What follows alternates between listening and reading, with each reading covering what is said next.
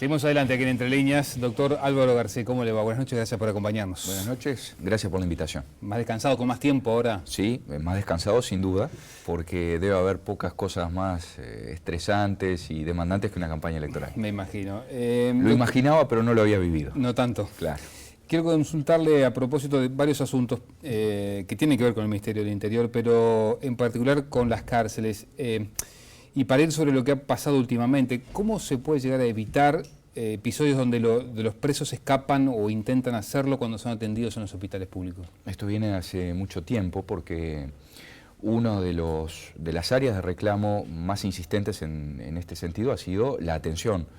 El sistema carcelario ha ido resolviendo progresivamente algunas áreas primarias de atención, pero todo lo que tiene que ver con fases más avanzadas de la atención médica, secundaria o terciaria, requiere un traslado.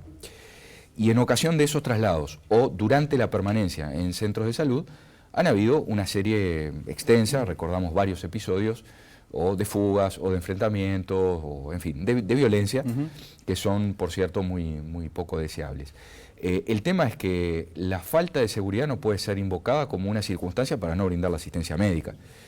Yo he visto en ese sentido una evolución en lo que es la atención primaria que ha mejorado, sobre todo desde la presencia de ACE, dentro del sistema carcelario a partir del año 2007, pero se repiten problemas de atención en lo que son las consultas especializadas, el acceso a esos niveles más especializados de salud. El tema de las fugas, evidentemente que requiere una cobertura especial en el área de traslados, custodia, que pone a prueba al servicio policial porque no abundan los funcionarios y somos conscientes que los traslados hacia los juzgados o hacia los centros de salud llevan una parte disponible de la fuerza muy importante, pero que hay que resolverla sin duda. El otro día conversábamos aquí mismo con el presidente del Sindicato Médico del Uruguay. Él decía que con el hospital penitenciario que se previó en el presupuesto tampoco se va a terminar de solucionar la situación porque se necesitarán además justamente traslados para algunos estudios específicos. Bueno, pero mejoraría muchísimo. ¿Usted cree que...? No, sin duda, porque entre la atención primaria que se brinda actualmente y la que se podría brindar con un hospital penitenciario, como existió en este país hasta 1986, cuando fue cerrada la cárcel de Punta Carreta, funcionaría mucho mejor. El tema de la previsión del hospital es un poco relativa, porque lo que hay son fondos, pero yo he estado mirando y me ha quedado alguna duda con respecto a la infraestructura. En lo que es la provisión de cargos, aparentemente se resuelve, pero la construcción del hospital penitenciario requiere una dotación de rubros que al menos yo no la veo clara, habiendo buscado en todo el articulado del proyecto de ley de presupuesto. Por tanto, una cosa es prever bajo el programa hospital penitenciario la provisión de cargos y otra cosa es la inversión que además se necesita para las instalaciones correspondientes. El hospital penitenciario debería estar funcionando hace mucho tiempo. Nosotros lo imaginábamos en un área que está vandalizada en el Concar, el viejo economato, la vieja cocina, donde sin duda se podría resolver muy bien. No solo el hospital penitenciario, sino también otro capítulo específico de la atención que está descuidada, que es la cuestión del tratamiento de adicciones. Es necesario, es indispensable que quienes están encarcelados en prisión preventiva cumpliendo una pena, si tienen un problema de consumo de drogas, puedan tener las alternativas de rehabilitación y tratamiento, porque si no, lo que se puede prever con relación a esa trayectoria vital es una reincidencia segura. Con respecto al hospital, para cerrar, advierto que usted no cree que vaya a estar pronto como ha prometido esta administración en el primer semestre del año que viene, el 2016. Ojalá que sí, pero reitero, no solamente es una cuestión de pensar y crear los cargos, también es indispensable prever muy bien las inversiones y comenzar, si se pretende tener operativo ese hospital en el primer semestre del año que viene, ya se debería estar trabajando con un ritmo mucho mayor. Bien, doctor, ¿advierte algún grado de verosimilitud a la denuncia que hicieron los secuestradores de la doctora Salomone de las condiciones que están soportando, entre comillas, en el 5º piso del cárcel central? ¿En qué sentido? En el sentido de, por ejemplo... Cosa, sí, una cosa es la privación ilegítima de libertad y otra cosa es la privación de libertad legítima, mal ejecutada, si fuera el caso, por el Estado, por hacinamiento o por otras circunstancias. Yo me refiero a las denuncias que ellos hacen con respecto justamente a las condiciones en las que están sufriendo la prisión. Le pregunto si usted entiende y teniendo en cuenta su experiencia, que haya cárceles donde se establezcan esas condiciones de reclusión. Nunca se puede asimilar la privación de libertad por parte de particulares, lo que constituye un delito, con la privación de libertad en cumplimiento de prisión preventiva o ejecución de una pena o arresto administrativo, si bien en condiciones que pueden llegar a ser inadmisibles. Ellos dicen que no salen al patio, que no le dan ropa. Sí, mire, yo, a lo largo de 20 años y particularmente los últimos 10 he trabajado en cuestiones de monitoreo del sistema carcelario. Es notorio que hace aproximadamente un año, 10 meses más exactamente, que no realizo esa función de monitoreo. Por lo tanto, yo no tengo elementos como para pronunciarme sobre este particular, sobre este caso específico. Sigo creyendo que hay áreas del sistema carcelario donde ha habido una mejora y otras donde las condiciones son todavía inadmisibles de acuerdo a parámetros internacionales. No me puedo pronunciar sobre este caso particular, reitero, porque acostumbré a hacerlo a partir del conocimiento directo. Me parece que es una cuestión de responsabilidad. Hasta que usted ejerció el cargo, efectivamente, había en algunos centros de reclusión donde se daban este tipo de instancias, sí, donde los reclusos, por ejemplo, no tenían salida al patio. Había situaciones que eran todavía incomprensibles, con la dotación de recursos que recibió el Ministerio del Interior en el mayor presupuesto de su historia, e inadmisibles desde el punto de vista de las normas constitucionales y nacionales en la materia. ¿Cómo está viviendo el proceso de selección del nuevo comisionado? Bueno, con expectativa. ¿Se demoró mucho la designación? No, el Parlamento en este momento está avanzando y me está parece en proceso de elección, digamos. Sí, me parece algo muy saludable, que todo el sistema político, más allá de los partidos, reconozca la necesidad de un control específico parlamentario sobre el sistema carcelario. La magnitud del sistema carcelario y todo lo que implica la privación de libertad después en la seguridad pública justifica plenamente que el Parlamento esté presente cumpliendo esa tarea. Lo aguardo ahora como ciudadano con la expectativa de que exista una continuidad institucional y que se pueda seguir monitoreando como se hizo durante 10 años. ¿Y cómo valoró la dificultad que tuvo la oficina, el comisionado, para poder seguir funcionando en esta legislatura cuando arrancó esta nueva legislatura? Nunca entendí las razones por las cuales fueron prohibidas las visitas. Es más, de acuerdo a la ley orgánica del comisionado, el Parlamento no debió prohibir esas visitas, es decir, limitar al personal a cumplir tareas mínimas dentro de la oficina. Confío que con la elección de un nuevo titular se pueda revertir toda esta situación y que la oficina cumpla las tareas como legalmente es debido. ¿Debería ampliarse la capacidad o la competencia, mejor dicho, del comisionado a establecimientos del INAU, del CIRPA? Yo creo que esa cuestión ya está laudada porque en la Carta Orgánica de la Institución Nacional de Derechos Humanos se agregó un artículo, el artículo 83, el proyecto original no lo preveía, que le da justamente esa competencia a la Institución Nacional de Derechos Humanos y que la viene cumpliendo además.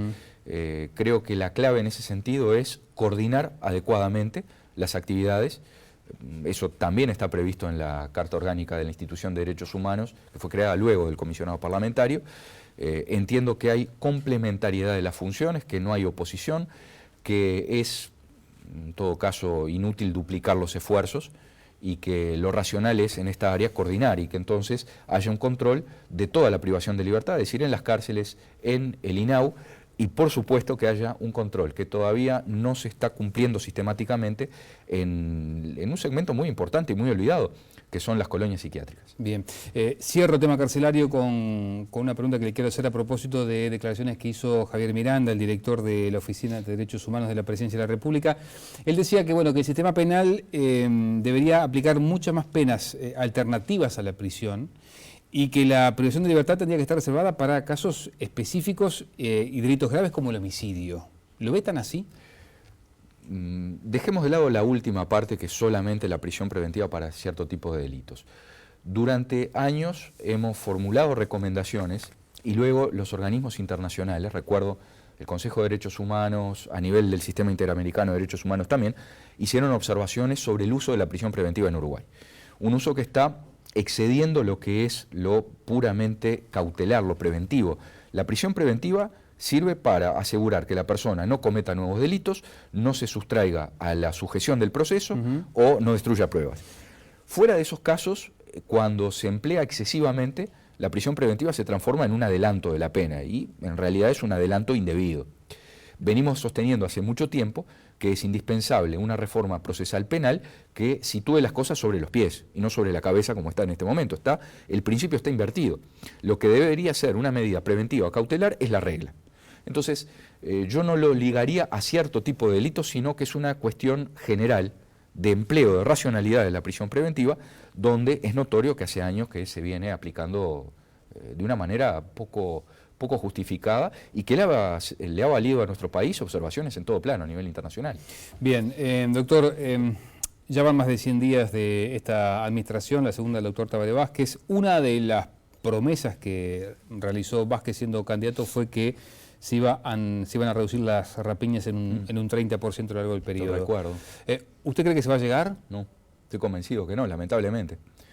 Primero, porque si vemos las cifras de este año, es decir, lo que se conoció del año pasado y la tendencia que va en el correr del presente, lamentablemente se viene confirmando lo que habíamos dicho durante el periodo final de la campaña electoral, en el sentido que la marcha general tendía hacia un incremento histórico de los delitos. Hablábamos de 20.000 rapiñas en un año, se nos dijo que no, que era una exageración, que era una proyección equivocada del primer semestre del 2014 hacia el segundo semestre. Finalmente fue lo que ocurrió.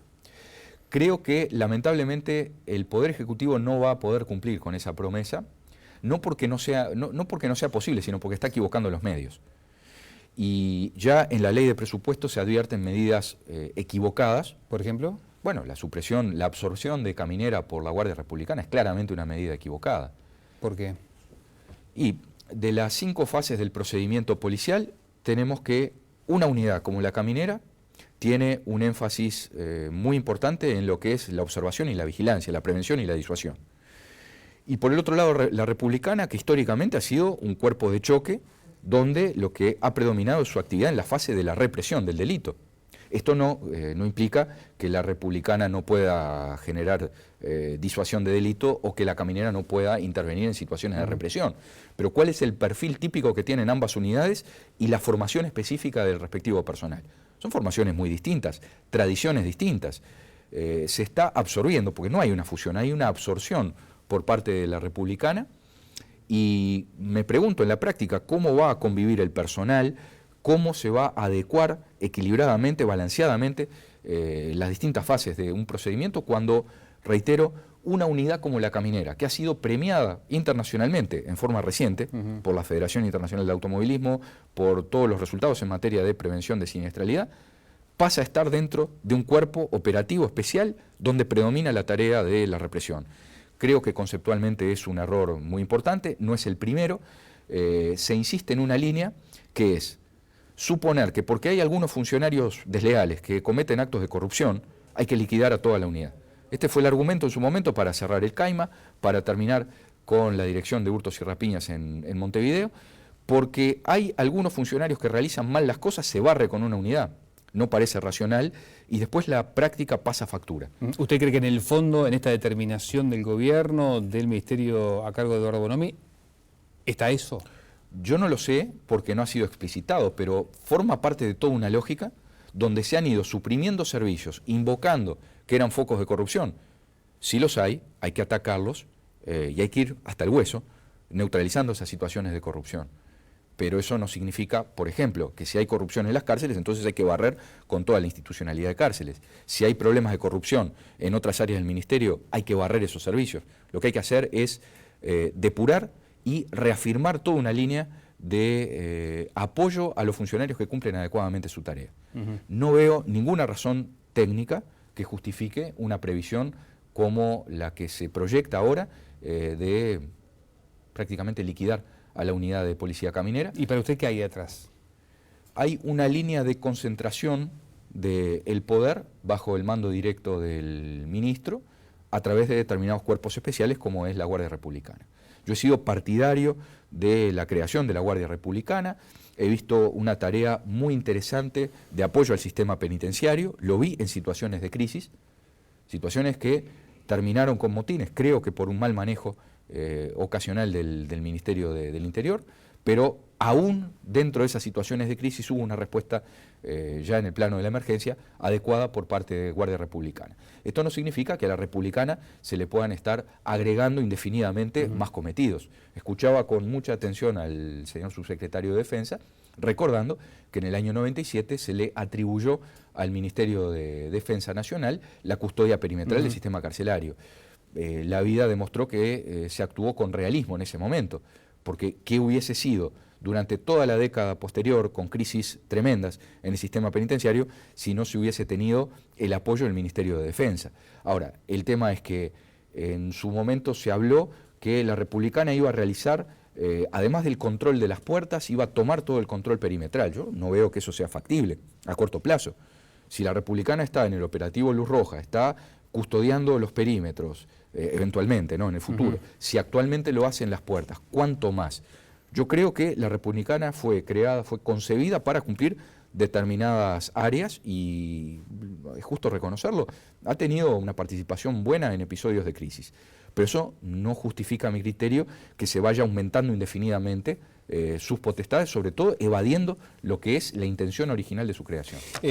Muchos en el Partido Nacional vienen reclamando la renuncia de Bonomi y del viceministro. Recuerdo, por ejemplo, el propio Lacalle Pou decir, bueno, si el equipo está perdiendo hay que cambiar al técnico. Ahora, desde el oficialismo se dice, la oposición cuando reclama eso está haciendo demagogia porque sabe que como este ministerio ninguno ha, por ejemplo, invertido tanto en materia de recursos para los salarios técnicos. Perdón, eso no es una inversión del ministerio, esos son los fondos que atribuyó el Parlamento en el año 2010 con la ley de presupuesto y que es cierto le cupo la ejecución al Ministerio del Interior.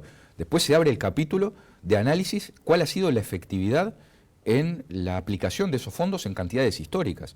Por lo tanto, una cosa es que el Ministerio del Interior tenga el presupuesto mayor de su historia. Otro capítulo es el resultado que ha tenido en la ejecución de todos esos medios que no se habían tenido en periodos anteriores. Yo creo que la decisión de atribuirle un presupuesto como el que se le dio al Ministerio del Interior fue la correcta. En particular, la inversión realizada, los fondos que se previeron para el sistema carcelario, sin duda. La ejecución fue mala.